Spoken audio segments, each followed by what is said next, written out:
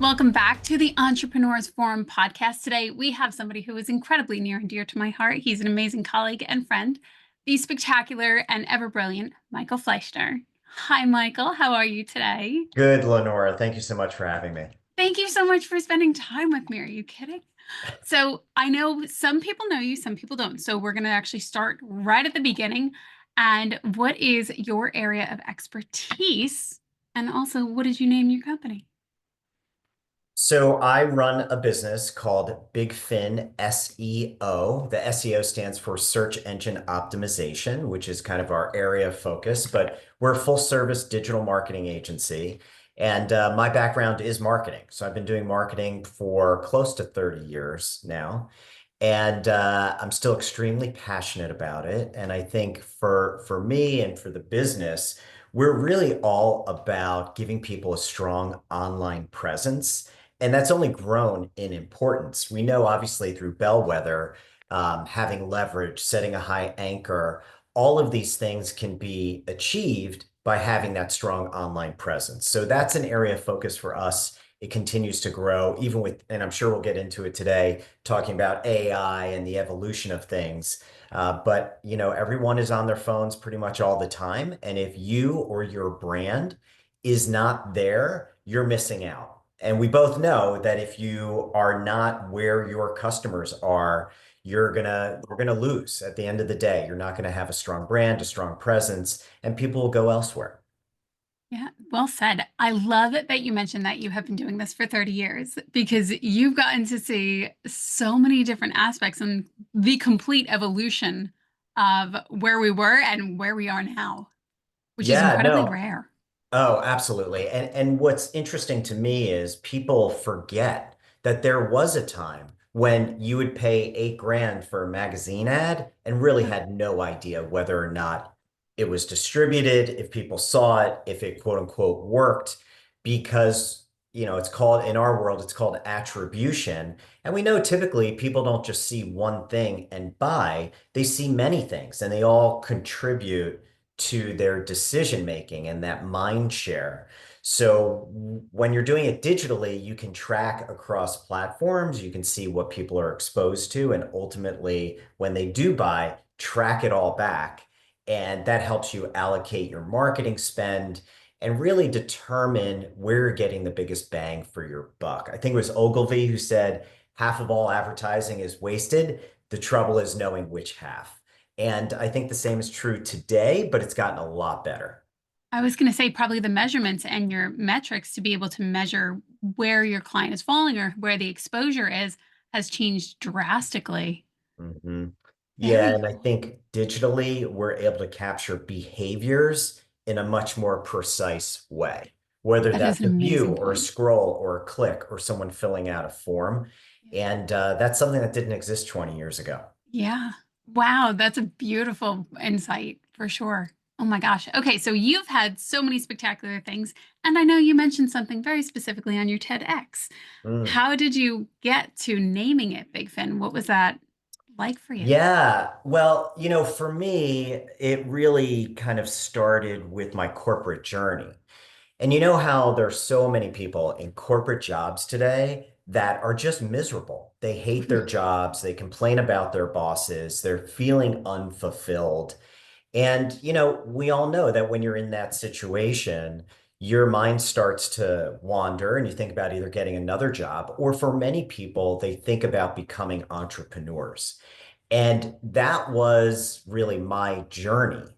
I had this entrepreneurial itch, but at the same time, I was so entrenched in corporate America and, getting that paycheck because we're a product of our programming. And my dad was a guy who went to work for 40, 50 hours a week, every day, all day, probably only worked at 2 companies his entire life. And he imparted on me that that's how you survive. That's how you make a living. You play it safe. You stay comfortable. And not intentionally, but through how he operated. And many people in his generation did that. But it was difficult for me because I was unfulfilled doing that. I was actually miserable. But at the same time, I didn't have the self-confidence, the law of self-worth. I didn't have, the risk tolerance to step out on my own. So I made a decision at some point in time that the pain of staying where I was far worse than the risk or potential pain of trying something else. So I worked up the courage to leave my full-time job, start consulting. And when I did that, it took me a while, right? Even though I was straddling both of these environments, I wasn't someone who said, "Oh, this is really cool. I'm going to quit my full-time job, forever and become a full-time entrepreneur." Like it just didn't work that way for me. It Yeah. was more gradual. I had to build up my self-confidence. I had to figure out what I was doing. And, we both know that if you have a plan and you have, let's say, a mentor or some direction, you can compress time. And that's something I do today. I do a lot of work with freelancers. I wrote a book called The Seven-Figure Freelancer, all around this journey of going from corporate America and feeling just really so tied into that way of living, to going out on my own, becoming a freelancer, and really exploring not just building businesses, but being entrepreneurial and pursuing other investments. And when I started that journey, one of the things I thought about was my grandfather. And my grandfather was an amazing individual. He was a dentist. He opened multiple practices. He was also very entrepreneurial. And I visited his office down in Fort Lauderdale, Florida. And hanging on the wall, he had the jaws of a shark. And I thought Wow. that was the coolest thing. And, his thing essentially was you never know what's lurking in the water, but you got to take a chance. And that's That's a where good one. BigFin came from. So BigFin SEO was really kind of inspired by my grandfather, the jaws that because he was a fisherman, obviously. And I don't even know how they do it, right? But they somehow took these out of the shark, and mounted it for him. And you have to get comfortable with being uncomfortable. And that's where amazing things happen. And Yeah. I think mindset wise, it's something I didn't feel or know when I was working in corporate America. For sure. Oh my God, that's an amazing story. Especially when people take that jump into entrepreneurial lifestyle and what that looks like. It's so funny how the culture has you thinking, oh, just hustle until, your fingertips fall off or something like that, or be over caffeinated and keep going and don't give up, which is part of it. There is some truth there, but they never talk about the resilient mindset that you will cultivate on that journey through that experience, through going through your experiences. And we people who are in it and have been through the process, we know that it's not this beautiful upward line. Mhm. It is more of like a crazy chaotic zigzag that looks a little bit like a twister. But I love that you pointed out something really important. The people that also helped you, that taught you what you were doing as you were doing it, who was there to support you, who was there to encourage you, who was there to show you, oh, here's your next step, here's your next step, and even feeling through the process yourself and learning to trust yourself and where to go. Yeah, Mhm. And that's that's a really awesome. valid point because I think that for many of us, at least I'll speak for myself, I was always of the impression that I was on this journey alone. I had to do it by myself, especially when I started out just freelancing and Yeah, consulting.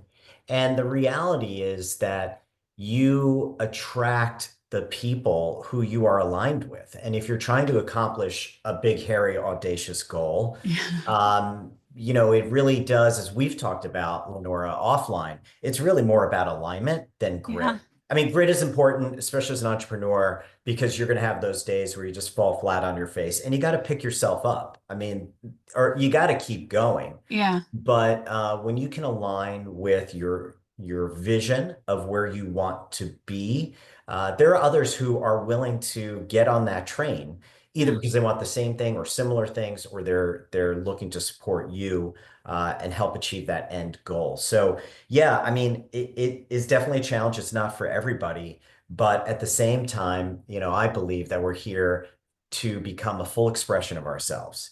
And you can't do that by playing it safe and just going to the same 9 to 5 job every day, all day for the rest of your life. It's just yeah. to me, that's and again, this is my personal belief.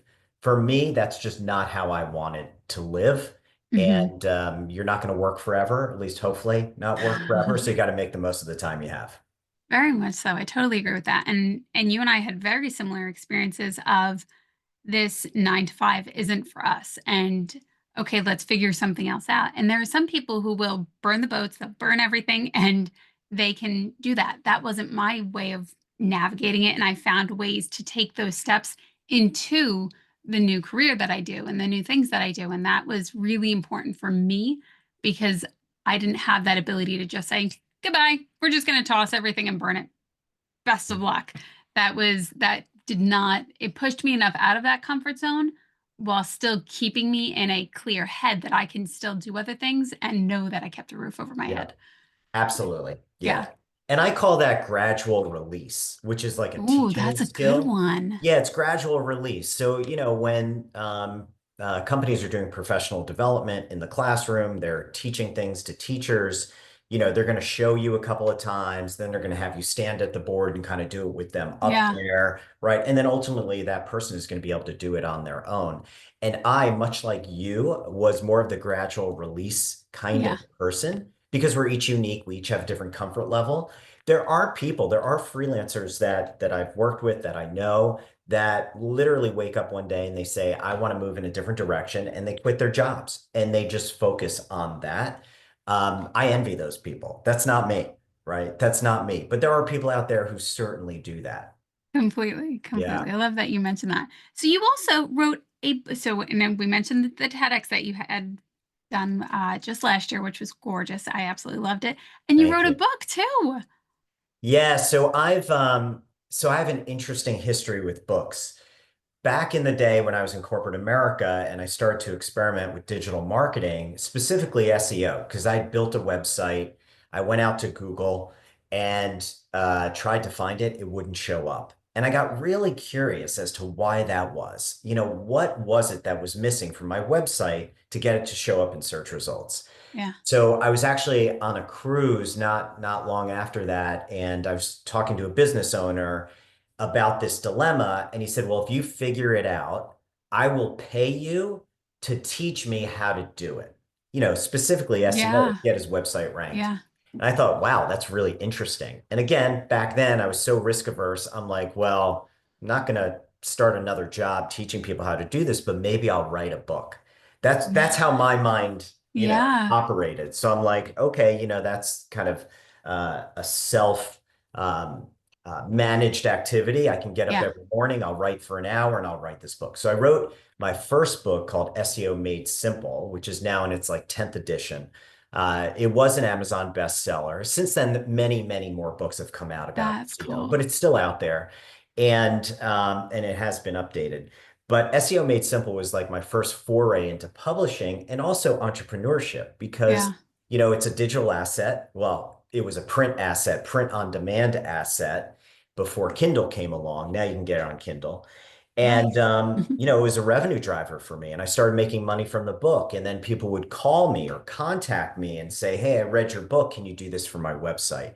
And that's really one of the ways that BigFin SEO got started was through that publishing. So it gave me confidence in writing books. I wrote a couple of books after that, blogging made simple, pay-per-click advertising made simple, local marketing made simple. I wrote a number of books, and then I kind of took a break from it because I kind of scratched that itch Yeah. and was fulfilled. And then when I transitioned out of corporate America, it Yeah. was so meaningful to me because I had so many people, especially after the TEDx, as you know, Yeah. as a Yeah. two-time TEDx speaker, people come up to you and they say, "Oh my God, that really touched me. I'm going through Yeah. the same thing, or I'm experiencing that, or what you said resonated." And because of that, I really focused on the second book or new book around freelancing called The Seven Figure Freelancer, because I think there's so many people who are struggling with just taking that initial step. Yeah. And I lived it, right?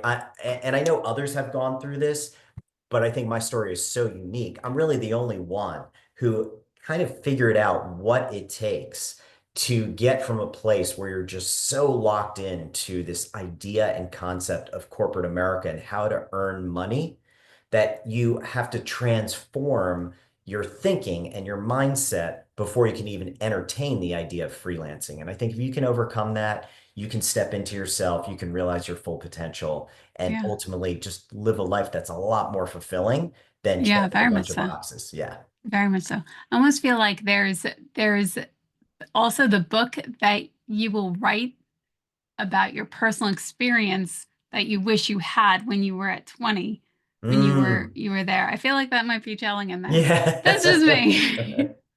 Yeah, So it's coming when we together. it is, it definitely is. So when we talk about SEO, and I know one of your big claim to fame is it's not that complicated. Mhm. And I absolutely love that because there are so many times, especially if you're new to building a website or you're new to starting a business, you hear most things going, it's really complicated. And then even the first question is, what does SEO stand for? Yeah. So having to navigate that, what do you think some of the myths are around that? And how do you simplify it for your clients? You're like, here's Yeah, no, gold. it's really a great question because we still get that today. And to be fair, like I'm in the business, right? So to me, things are easy because I've been doing it for so long. Yeah. But at the same time, the way I explain it to prospects and clients is that Google is a popularity contest. It's kind of Ooh. like, and I don't mean to be triggering, but it's kind of like your sophomore year of high school. I was just Like gonna say, is it like high school? yeah, exactly. And it's like, who are the cool kids? And if you want to be cool, you got to be part of that cool Yeah. kid group. And Google works very much the same way. Now, Okay. again, I'm oversimplifying. Google uses more than 200 ranking factors. Many of them we don't know, but a lot we do. It takes time to build up credibility and what we call domain authority online. Mm-hmm. But at the end of the day, it's a popularity contest, and it really is about user experience. So Google wants you to continue using Google. So if every time you did a search, it was wrong, or the websites that showed up, just didn't perform well, you would go use another search engine, whether that's Yeah. Bing or DuckDuckGo or whatever. Mm-hmm. So they've really culturally focused on creating strong, positive user experiences on their search engine. And that's why they've experimented with things that they backed away from, like what I call ever scroll. For a time they were testing this idea instead of pagination, right? Having 10 results or more on a page, and then going to the Okay. second page and third page, that they'd give you a set of results and you would just ever scroll. So there's really Okay. no pagination or bottom of the page. And they dismissed it. Why? Because the data said that it wasn't a better user experience, that Mm-hmm. people needed help simplifying and identifying the top results. So, and there's more evidence of that. So the way I talk about SEO and search engine optimization is really, getting seen online, increasing your brand authority. And although there are many components to that, at the end of the day, people want to get noticed. Companies have to get noticed because if they don't, they're going to lose out to the competitors. And that's the game we're playing. Not Yeah. everybody likes it. It can be difficult and frustrating, but that's the game. So the more rules you know to any game, the more successful you're going to That's be. a really good point Yeah, too. yeah. Okay. Do you find And that, oh, go ahead. yeah, and I was going to say, and today, right, search results are different than they were a year ago, 3 years ago, 5 Completely. years ago. That you literally took the next question out of my mouth. Mm, Do you find that people, especially with your companies, they're focusing on one area and they need to be focusing on another? Or is social media a big player in it and how that works? mhm. I don't, because I know you have so many different companies, so it doesn't, you can't always necessarily follow the same recipe for every single company. Right. That's Yeah. true. And I would say, I think that's the nuance is that every company is in a unique situation based on who they are, where they're going or where they're focused, Yeah. and what currently exists. So my strategy has always been really our company's strategy is to create really good digital assets and more of them because quantity A sometimes really does good point perform too. better than quality. Now, that doesn't mean that your resources shouldn't be good. I think they should be good because you want people to Hmm. engage with those resources. But sometimes people just have such a small presence online Yeah. that they're never going to get noticed. So you really Hmm. have to build up their presence. And when you do that, it is cross media, right? It's content, it's blog articles, it's videos, it's imagery, it's all of Hmm. these things that can be repurposed on social or even repurposed from social. So Mm-hmm. there is a relationship there. And, the other way to look at it too is, to me, social media is a search engine, just like Google's a search engine, Yeah, just like YouTube is a search engine. for And you sure. need to be in all those places. Yeah. I love what you just said, digital assets. So do you consider your LinkedIn posts or when you're working with a company, their LinkedIn post, or whether it's an article or an image or a reel, do you consider that a digital asset? Absolutely. Absolutely. Notice how different that word feels, at least to me. And Yeah, for those who know me, I'm very language oriented. How different that feels than making a post. absolutely. That's Absolutely. huge. Yeah, You yeah. just took the level of importance from like bleh to Uh-huh. skyrocketing it. And how much more inspired might somebody be to take action versus calling it a post versus calling it a digital asset? That Yeah, yeah. completely changes the insight of it. That's a great distinction. And I believe that if more people thought of it that way, they would Hmm. probably be more intentional about the Yeah. assets they're creating. Yeah. Absolutely. Wow. Mhm. That's like a golden nugget. You should make like I know bumper stickers aren't a thing, but like what's your digital asset or something like that. Yeah, yeah. T-shirts at the very There least. you Yeah. go. There Hmm. you go. That Hmm. is a really, really beautiful point. Do you find that some of your clients are favoring one and you're like, no, no, no, come over here. Let's Mm. focus on this one. Like, do you have a hierarchy of where people's attention should go, or it really is specific? Specific. Yeah, I think that it really all depends on the individuals behind the brands we work with, That's a good point. especially if you're dealing with, let's say, older individuals who have been part of a brand for a long time. They may Hmm. not be as comfortable producing video as Yeah. some of the younger clients are, where they're like, oh, I'll just do a video on that, or I'll do a reel, or I'll, whatever. Yeah. And the issue, obviously, is that people really don't read anymore or as much as they used to. They Hmm. want the interactivity, right? They want the imagery. They want the videos. They want the walkthrough. They want the day in the life stuff, Yeah. because it's just easier to consume and they can consume more of it. And, it's all about the scroll today. Yeah. And even when it's funny, I was reading an article this morning and I was realizing to myself that I'm kind of scrolling through this article as if I Yeah. was scrolling through social media posts. Hmm. That's the thing about social media, good or bad. It has trained us to really kind of skim and Oh use yeah. all of our senses to consume information as opposed to literally sitting there and reading it line Yeah, by line. completely. Oh, I totally agree with that. I Mhm. found it really interesting. More recently, they changed shorts on Instagram from 90 seconds up to 3 minutes. And Mhm. the same with, I thought it was with YouTube. YouTube sometimes likes my stuff, sometimes doesn't.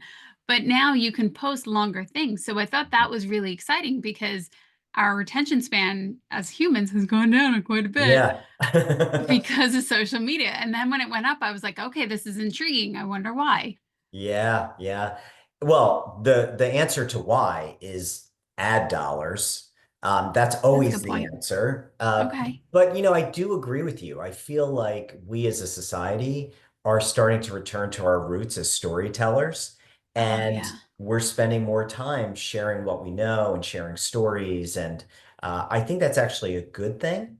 But it also means that people have to get on board and be comfortable being themselves, being authentic, being in front of a Hmm. video camera.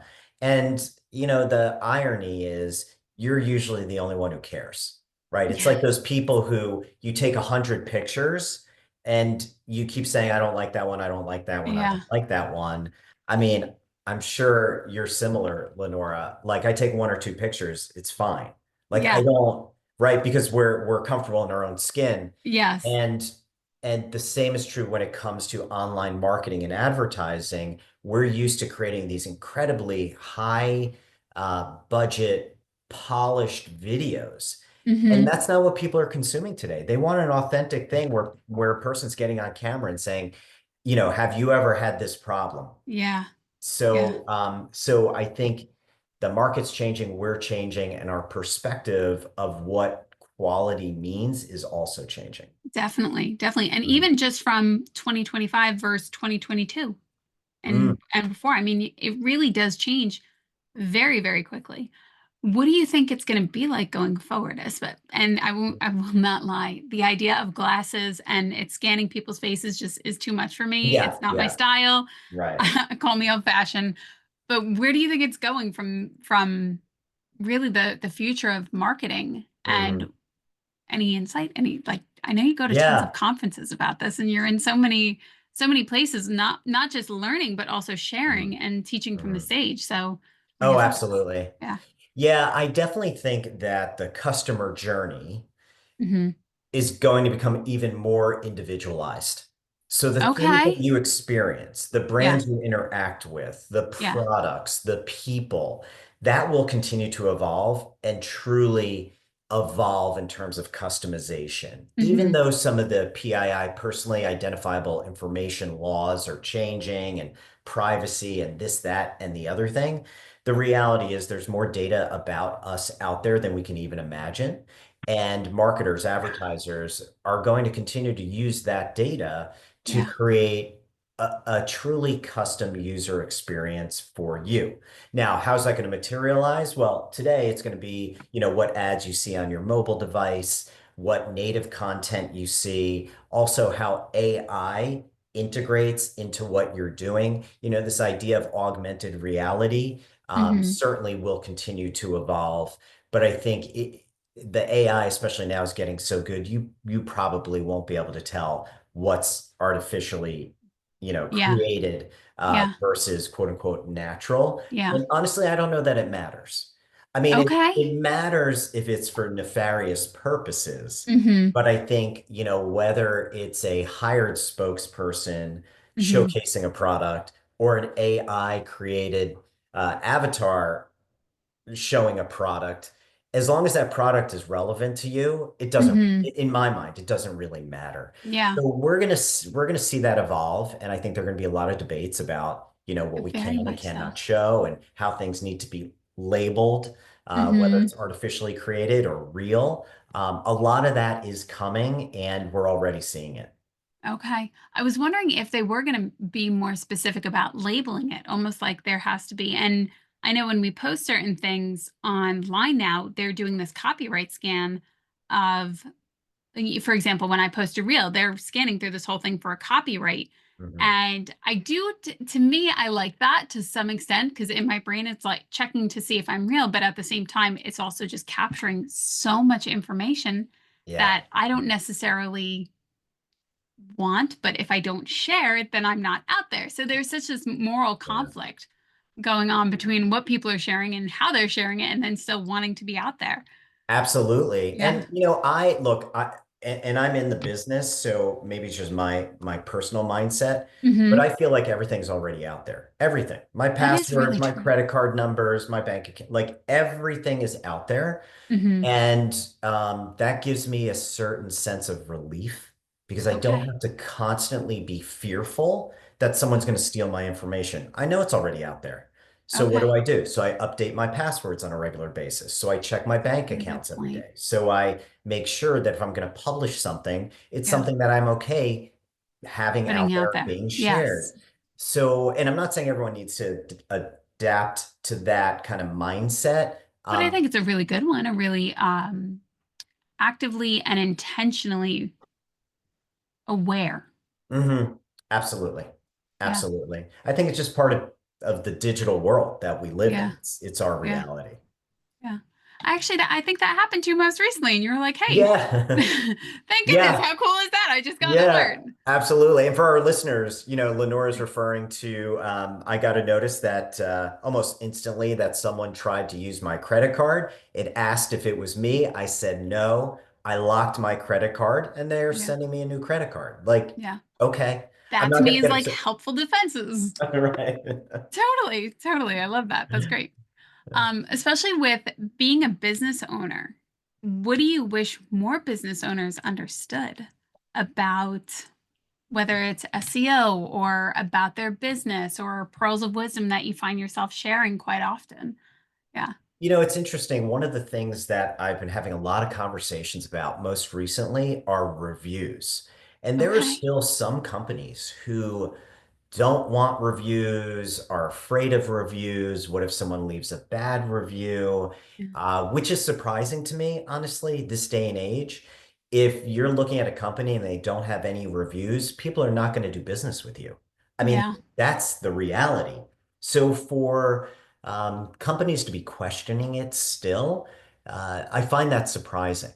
Yeah. Now, what happens if there's a bad review? Fantastic. I just got feedback on my business or something I can improve. Right. Hmm. So I think, again, a lot of it's mindset and a lot of it is being in this culture of just being open and transparent and realizing that the world isn't perfect. People aren't perfect. Is someone going to leave a bad review who's not your customer? Maybe, but then respond and, post online that give us a call. We don't see you in our Yeah. customer database. We'd love to help.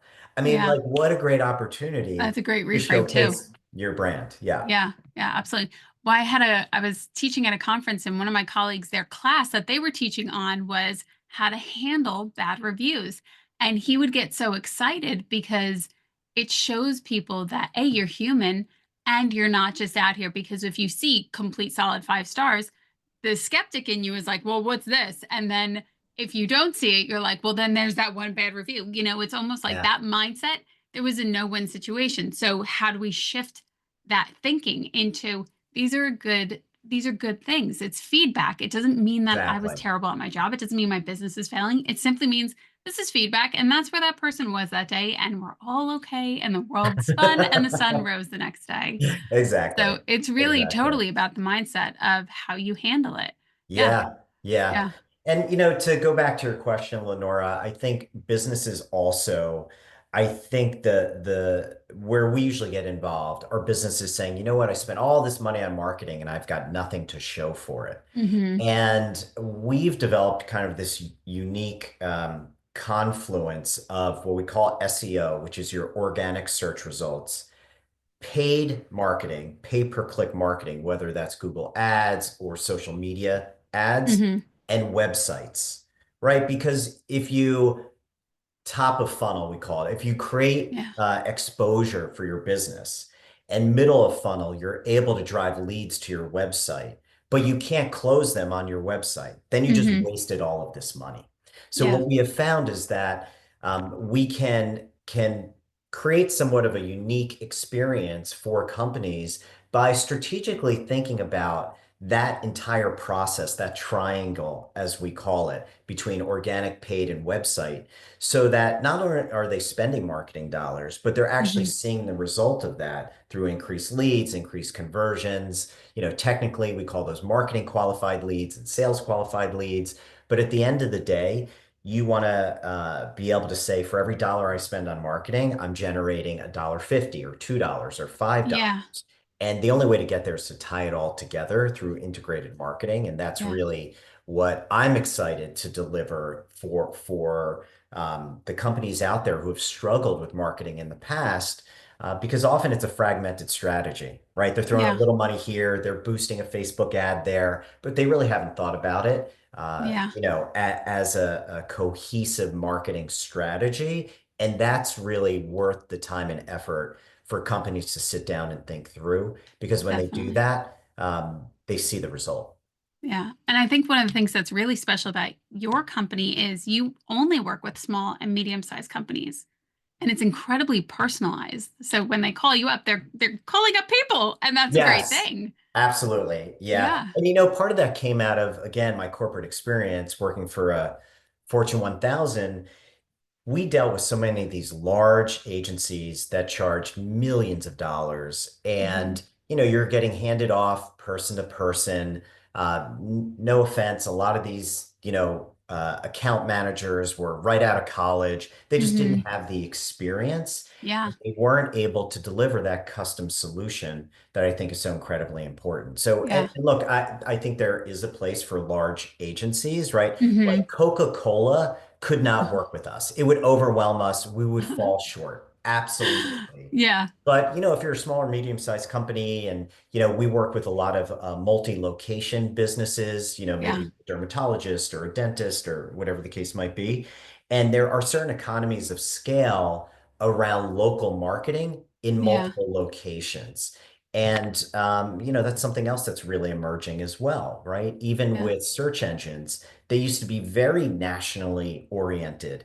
But Hmm. since the mobile first update, which was probably 7 or 8 years ago at this point, Google they're tracking you. They know where you are and they know that you want a local solution, right? We don't Yeah. want to go to a Home Depot in a different state if we need to find a product. Very much so. We want to show up at our door, Yeah. and that's why we go to Amazon. But Yeah. um, so again, it's continually evolving and changing, Hmm. and it's one of those things you just got to stay out in front of. Yeah. I think one of the things that makes you really special in your company is that it's, yes, it is personal, but you also understand that somebody's coming to you with something very important to them, and you Mm. handle it with care and you handle it with consideration and wanting to help position them in the best way. And I think this is where I do believe AI will not win. Mm. It's that person to person connection. It's that company truly where we have people here and we want people who are passionate. Your team is amazing because Mhm. you've hand selected them because of their skills and because of their passion for what they do. Yeah, thank you. Thank you. Yeah, that's another thing just as an entrepreneur that I've learned. It really is people first Yeah. and building a team of people who are not just competent, but passionate about the work that they're doing and who have a service mentality, Yeah. right? I mean, they're members of my team who will be on vacation and who will jump online in order to help a client Yeah. because we have that client first mentality. And I do feel that with digital in general, with just so many things being online, we as a society are losing that to some extent, that personal one-on-one connection Yes. or a passion around helping someone succeed and actually being present for that, right? We're Hmm. always on our phones or distracted. Yeah. And I think that there's a lot to be gained when you can create a space where you're focused on someone's needs, whether they're your own or a client's Hmm. needs or an employee's needs, and you collaborate and you work together. And I think that's the answer to your Yeah. to your point, right? Because AI is not going to be compassionate. It may Yeah. generate a compassionate response, Response. but Yeah. it's not the same. Yeah. It's not the same in that human component. I completely agree. And that is Mhm. so reptilian in us and it's so ingrained and it's not going anywhere because it's been here all the time. That's right. So That's right. thank you so much for spending time with me today, Michael. It is absolutely fantastic every single time I talk to you. So thank you. If And people want to thank reach, you. yeah, absolutely. If people want to reach out to you, what's the best way to reach you? I would say LinkedIn is probably the Okay. best way. Just Google me. Awesome. That's the business. So Yeah. I will show up and I'm always open to talk to people about helping them grow their online reputation. And obviously for those people who are thinking about transitioning out of the corporate world to Yeah. freelancing, I have a lot to share. So feel free to reach out. Absolutely. And we will put all your links in the show notes. So thank you, thank you, thank you for spending time with us. And to our listeners, thank you for hanging out with us. We hope you had a great time and that you enjoyed the conversation as much as I know for sure that we did. Thanks, Lenora. Sure thing. Stay well. Bye, everyone. Till next time, stay well.